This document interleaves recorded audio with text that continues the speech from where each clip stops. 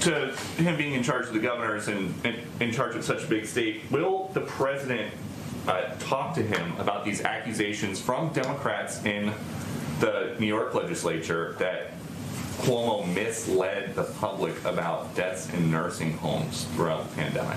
Well, this is a meeting and a conversation with a range of governors about how we can all work together to address the pandemic and get relief to the American people, and that's what I expect the focus of the meeting to be on. There are some Democrats in New York who want congressional hearings about these deaths in nursing homes. There was a Cuomo aide who told lawmakers in February that the Cuomo administration withheld the number of residents who died in hospitals from the public due to the fear that it would be used against them by federal prosecutors. Is this something the White House thinks would be appropriate for a congressional hearing? It's really up to Congress to determine how they want to review or have hearings on those reports. And I know you were asked about this weekend, but I'll try again.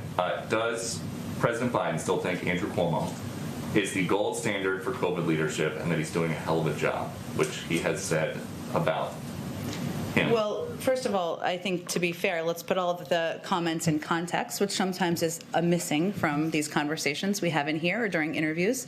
At the time, which was, I believe, April of last year, the president spoke out and said positive things about a range of governors, Democrats and Republicans, who were stepping in when there was a vacuum of leadership at the federal level, when they were getting no information, when they were getting no help and no guidance from the former Trump administration. He made some positive comments about Governor Cuomo and his role in New York at the time, as he did about a range of governors.